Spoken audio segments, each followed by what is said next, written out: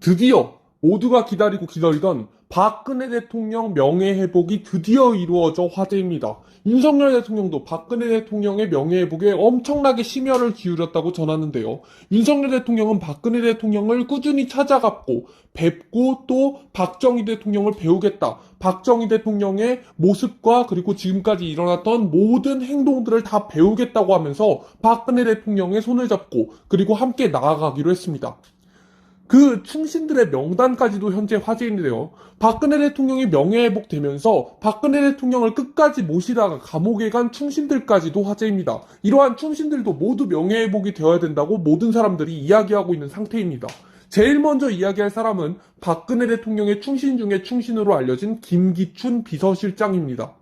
김기춘은 젊었을 때부터 박정희 대통령이 총애한 충신이었습니다. 차지철에게조차 존댓말을 쓰던 박정희 대통령은 김기춘은 김똘똘이라 부르면서 반말을 하면서 아꼈는데 박정희 대통령이 반말을 하면 매우 친하다는 뜻입니다. 결국 법에 있어 천재적이었던 김기춘에게 유신헌법의 초안을 마련하라고 말합니다. 김기춘은 유신헌법을 만들어냈고 박정희 대통령의 구국영단을 위해 만들었다 전했습니다. 뿐만 아니라 모두가 알다시피 박근혜 대통령까지 비서실장으로 모시게 됩니다. 결국 억울하게 세월호 참사 당일 박근혜 대통령이 보고받은 시간을 사후 조작했다는 혐의로 재판에 넘겨지게 되는데 세월호 참사가 발생한 지 9년 2개월 만에 최근에서야 무죄를 확정받았습니다. 고령의 나이에 얼마나 힘들고 억울했겠습니까? 수많은 사람들이 박근혜 대통령을 배신했지만 김기춘만큼은 박근혜 대통령을 배신하지 않았답니다. 그래서일까요? 정치인이라면 절대 보기 싫다던 박근혜 대통령이 달성군의 사저까지 불러 김기춘을 직접 만났다고 합니다. 친박은 없다라고 이야기하던 박근혜 대통령이 김기춘, 김관진 이런 사람들은 직접 만나기까지 한 겁니다. 2시간 동안 만나 식사를 하면서 회포를 풀고 심지어 아쉬웠는지 한 번 더 약속을 잡아 김기춘과 재미난 이야기들을 했다고 전했습니다.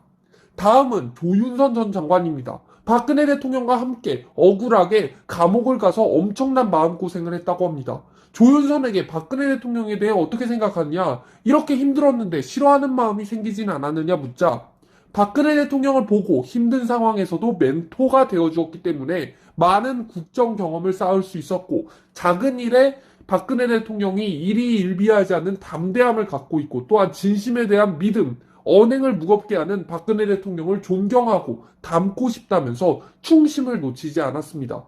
조윤선은 아직 법적 다툼이 끝나지 않은 상태입니다.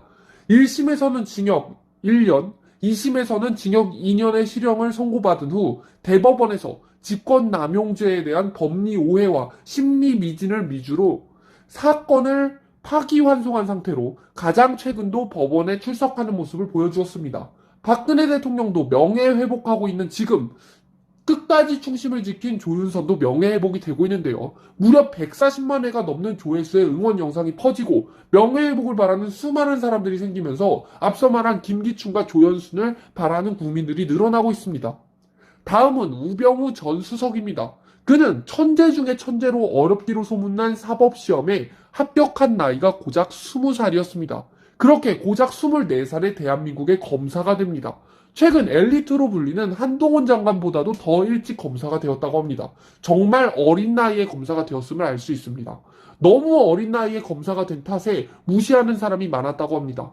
아무래도 나이에 민감한 한국 사회에서 너무 어린 나이는 단점일 수밖에 없었습니다. 하지만 우병우는 이럴수록 더 고개를 빳빳하게 세웠습니다. 우병우는 목에 깁스를 두른 듯이 직속 상관 이외의 다른 선배 검사들에게 좀처럼 굽히지 않는 모습으로 깁스라는 별명이 붙게 됩니다. 그러면서 수사 과정에서 막힌 곳은 우병우가 다 뚫어주면서 우병우가 사실상 수사 과정에 천재다라는 말이 나올 정도로 유명해지자 우병우의 어린 나이는 전혀 단점이 아니게 되었습니다. 오히려 저 천재는 누구냐? 어린 나이에 저런 실력을 가질 수 있냐? 유명해지는 계기가 됩니다. 심지어 검찰이라는 조직 내부의 특성상 실력은 곧 입지가 되는데 수사 능력만큼은 정평이 난 만큼 우병우의 검찰 내의 입지는 탄탄했다고 합니다. 박근혜 대통령은 검찰 내의 입지가 탄탄한 김기춘과 우병우 같은 천재들과 일하면서 나라를 운영해왔기에 당연히 우병우는 눈에 들어올 수밖에 없었고 박근혜 대통령과 함께 일하게 됩니다. 이러한 인재는 박근혜 대통령이 놓칠 리가 없죠. 평생을 천재로 살아온 우병우가 존경한 두 인물이 바로 김기춘 비서실장과 박근혜 대통령이었다고 하는데요. 김기춘 비서실장은 천재인 자신이 봐도 너무 똑똑해서 대화하면서 반할 수밖에 없었다고 말했고, 또한 박근혜 대통령을 존경하게 된 이유는 이색적이었는데, 청와대에서 근무할 당시 우병우는 박근혜 대통령에게 보고서를 올리면 박근혜 대통령이 밤이고 이른 아침, 주말이고 가릴 것 없이 보고서에 관해 질문하고 토의하기 위해 우병우에게 전화를 걸었다고 합니다. 그야말로 언제 쉬는지 알 수 없을 정도로 국정을 돌보고 있었던 겁니다. 우병우는 매일같이 일만 하는 박근혜 대통령을 보면서 한 사람이 어떻게 이렇게까지 나라에 헌신적일 수 있을까 생각하면서 박근혜 대통령을 존경하게 되었다고 말했습니다. 다음은 최경환 부총리입니다. 최경환은 김무성, 유승민에 의해 박근혜 대통령 탄핵이 시작되려 하자 눈치채고 목숨을 다해 맡기로 결정했다 합니다. 지금 우리는 법적으로 확정되지 않은 의혹만으로 대통령을 벼랑 끝으로 내몰고 있다며 정신 차리라고 호통쳤습니다. 탄핵만큼은 반드시 막아야 한다. 박근혜 대통령은 정말로 단 1원도 챙기지 않았다. 이는 분명 시간이 지나면 밝혀질 것이다. 지금 법적으로 결과가 나온 것도 아무것도 없는데 어째서 탄핵시키라는 것이냐. 우리는 결국 역사의 죄인이 될 것이다. 제발 탄핵을 멈춰라 외쳤지만 그 누구도 받아들여주지 않았습니다. 이미 새누리당은 유승민과 김무성에게 장악당했었고 모두 박근혜 대통령의 배신자가 되었기 때문입니다.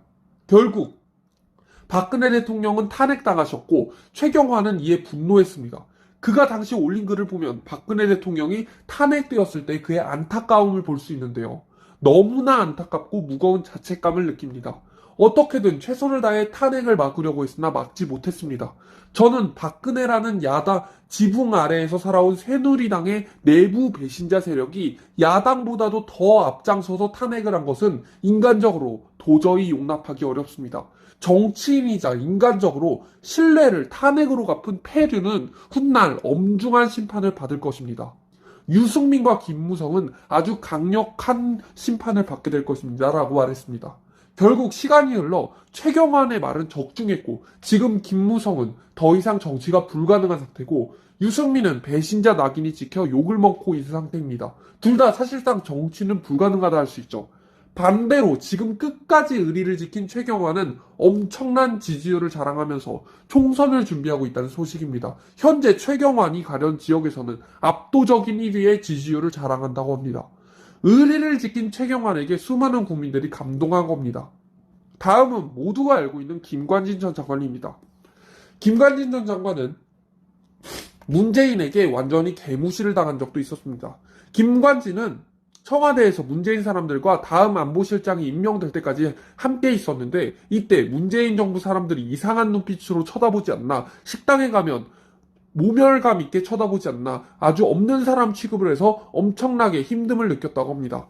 심지어 문재인 청와대 사람들에게 김관진을 신경 써달라고 이야기하니까 김관진은 어차피 사법 처리될 거니까 신경 쓸 필요 없다는 대답이 들어왔다고 합니다. 그만큼